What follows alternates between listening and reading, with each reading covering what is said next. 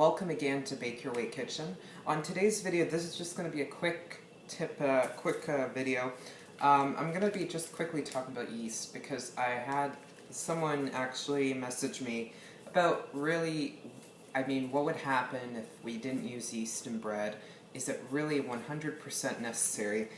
And I'm here to tell you that yes, it is for the most part, and I'll go into why.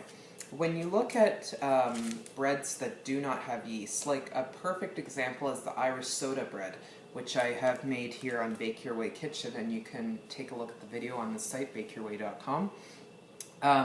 When you make that, the reason that bread works is because the leavening agents are not coming from the yeast, it's coming from baking soda. But the purpose of yeast in bread is it's not just about leavening, but it also it's fermenting the bread. As you know, when you use yeast with bread, it's a process. When you mix in the yeast with your dry ingredients and your warm liquid, it goes together, but then you need to put it in a bowl, a greased bowl, and let it double in size, and then usually you do another mix again, or just you knead it with your hands to get that activate that gluten, and then you might need to let it rise again depending on the bread recipe. And that's all part of the fermentation process of the bread. And the thing with yeast is there's different kinds. There's instant, there's dry yeast, there's active dry. I've seen there's at least 3 or 4 versions.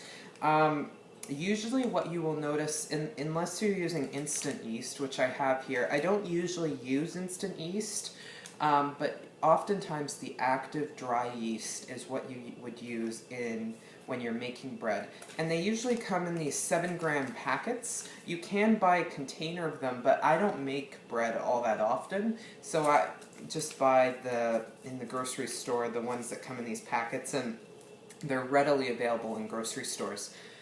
Just the difference between the instant and active dry yeast. With instant, it basically says, I haven't actually used this version, but with instant, the purpose of it is that you don't need to have the water lukewarm 115 to 120 degrees Fahrenheit in order for the yeast to activate. It'll activate on its own. So that's a benefit of this. So you can add it right away with the dry ingredients, and it'll activate with the bread. If you use active dry yeast, what you need to do, and you've seen probably in my whole wheat bread video, is you need to let the yeast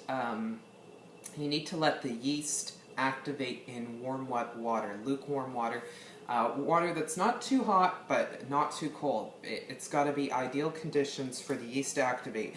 And part of the process of activating active dry yeast is by using sugar.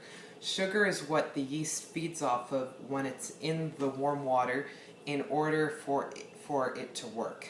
And then once you add it to your mixture of bread, it'll then activate. And it's a very interesting process. And the thing about baking in general, there's a lot of science, there's a lot of chemistry behind the processes of leavening and different things like that. And yeast plays a key role. So the purpose when we're kneading the bread, like people say, why do you knead the bread for 5 or 10 minutes?